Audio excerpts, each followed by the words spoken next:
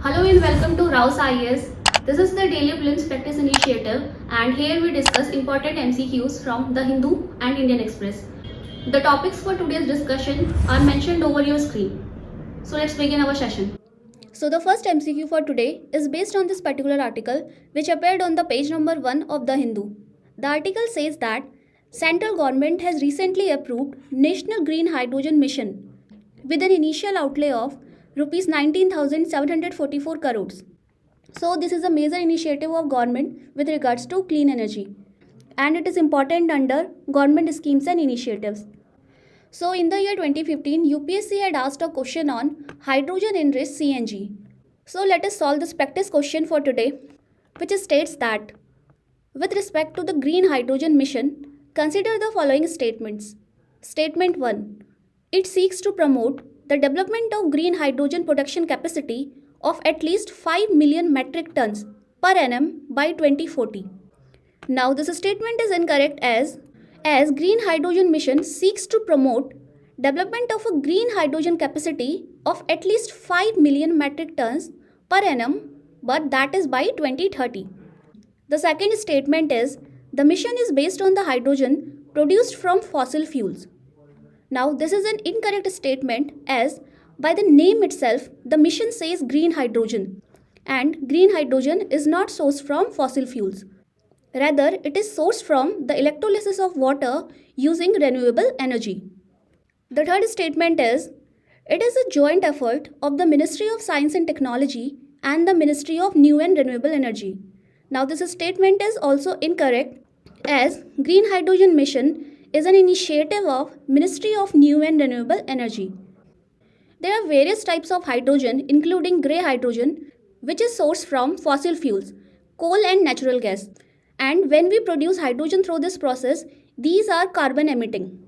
Another type of hydrogen is blue hydrogen, which is sourced from natural gas, but in this process, carbon capturing technologies are used.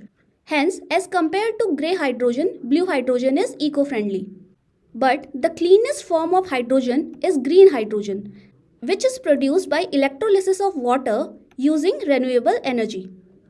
So central government has recently approved green hydrogen mission, and it is a major step as till now 60% of India's energy need they come from fossil fuels. The mission is ambitious, but it is challenging at this point as India lacks the required electrolyzers for the electrolysis process, and we are also deficient in cheaper renewable energy. So as the question asked, which of the given statements are incorrect? Hence the answer is option D, that is 1, 2 and 3. And the answer to our previous year question is option B. So the next MCQ for today is based on this particular article which appeared on the page number 8 of The Hindu. So recently, Ministry of Home Affairs has constituted a high-powered committee that will discuss the measures to protect Ladakh's unique culture and language. So this article is based on the context that a demand has risen in Ladakh to include the Union Territory into the 6th schedule of Indian Constitution. So this article becomes important under the various constitutional provisions. UPSC in the previous year 2015 had asked a question on 5th schedule and 6th schedule. So let us solve our practice question, which states that consider the following statements regarding the autonomous districts under the 6th schedule. Statement 1. The governor can provide for the division of autonomous districts into several regions. So if you know about 6th schedule of Indian Constitution, it talks about the administration in tribal dominant areas in the 4 northeastern states of India. So under the 6 schedules, these 4 states can create autonomous district councils. So here the first statement is correct as the governor of the state is empowered to organize and reorganize the autonomous districts. The second statement is the district council consists of 30 members solely elected on the basis of universal adult franchise. Now this is an incorrect statement as each autonomous district has a district council which consists of 30 members, but out of which 4 are nominated by the governor and the remaining 26 are elected on the basis of universal adult franchise. The third statement is the governor has the powers to dissolve the district council. Now this statement is correct as the governor can appoint a commission to examine and report on any matter relating to the administration of the autonomous districts and regions, and he may dissolve a district or regional council on the recommendation of the commission. So the answer to our practice question is option D, that is 1 and 3 only, and the answer to our previous year question is option A. So the next MCQ for today is based on this particular article which appeared on the page number 1 of Indian Express. The article says that Supreme Court has expanded the ambit of Article 19. So let us solve our practice MCQ based on this article. UPSC in the previous year 2020 had asked a question on fundamental right. The practice question states that with reference to the recent Supreme Court judgment on freedom of speech and expression, consider the following statements. Statement 1. Fundamental right under Article 19 or 21 can be enforced even against persons other than the state or its instrumentalities. So this statement is correct as the recent Supreme Court verdict has widened the scope of Article 19 and 21 by saying that fundamental rights under Article 19 or 21 can be enforced not only against government or its agencies but also against persons or individuals. The second statement is restrictions on freedom of speech of public functionaries can go beyond what is prescribed under Article 19, subsection 2 of the Constitution. Now this statement is incorrect as, so you must be aware that Article 19 talks about right to freedom and expression and Article 19, subsection 2 talks about reasonable restrictions to right to freedom and expression. So these are the grounds under which there can be reasonable restrictions on Article 19. Now these are the restrictions which apply to any citizen of India, whether he is a common citizen or a public functionary. As the statement said that the restrictions on freedom of speech of public functionaries can go beyond what is prescribed under Article 19 subsection 2, hence the statement became incorrect. So the correct answer to this question is option A, that is 1 only. And the correct answer to our previous year question 2020 is option D. So our next MCQ is based on this particular article which appeared on the page number 16 of the Indian Express. So this article talks about winter heat wave in several parts of Europe. And this was because of a phenomena called heat dome. So this article becomes important under various geophysical phenomena. So in the previous year 2020, we found a similar question on geophysical phenomena.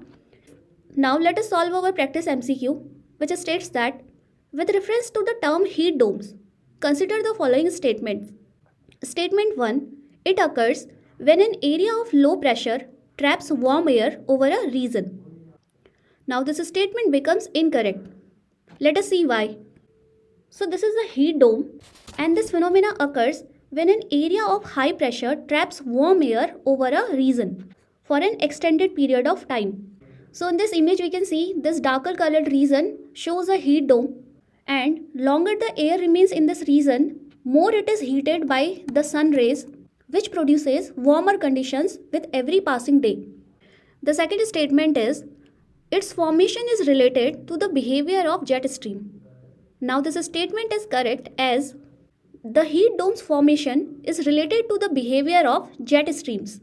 So we know that jet streams meander and they form a wave-like pattern that keeps moving from north to south and then south to north again.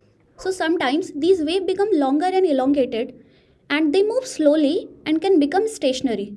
This is when a high pressure system gets stuck and this leads to the formation of heat dome. Hence the answer to our practice question is option B, that is 2 only, and the answer to our previous year question is option C. So the next MCQ for today is based on this particular article which appeared on the page number 16 of Indian Express. The article talks about several centrally protected monuments which went missing. So these monuments became missing as they have been lost to rapid urbanization, or either they are submerged by reservoirs or dams, or simply disfigured. Now this article becomes important under conservation of monuments in art and culture. UPSC in the previous year 2016 had asked a question on Ajanta and Mahabalipuram.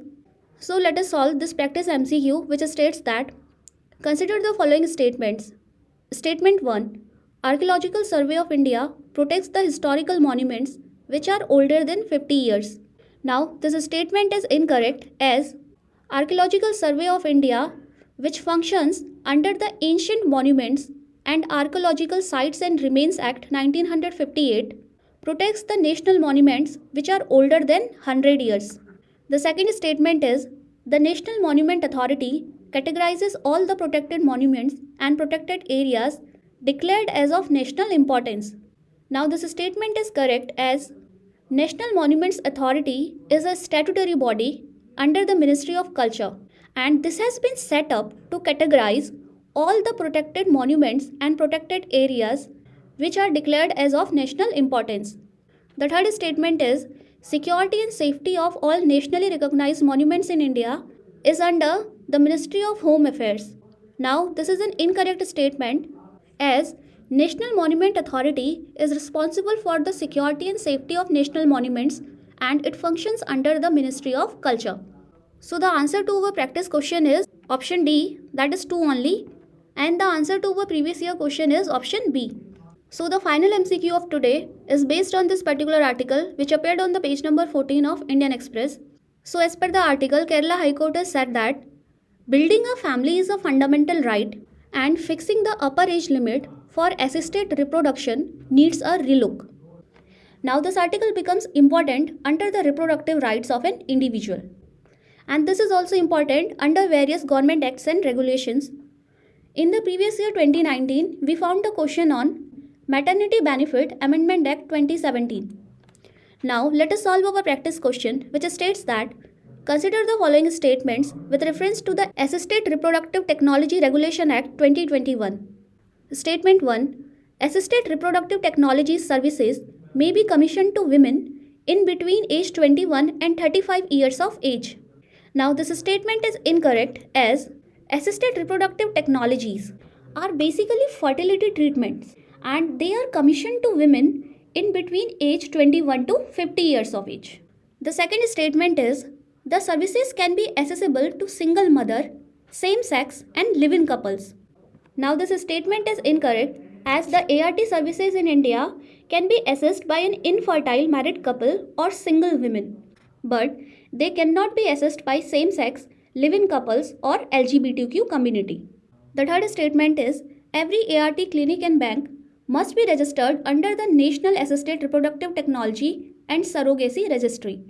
Now this is a correct statement. Hence, the answer to our practice question is option C, that is 3 only, and the answer to our previous year question is option C. So this brings an end to our today's session. Stay connected for more updates. Thank you.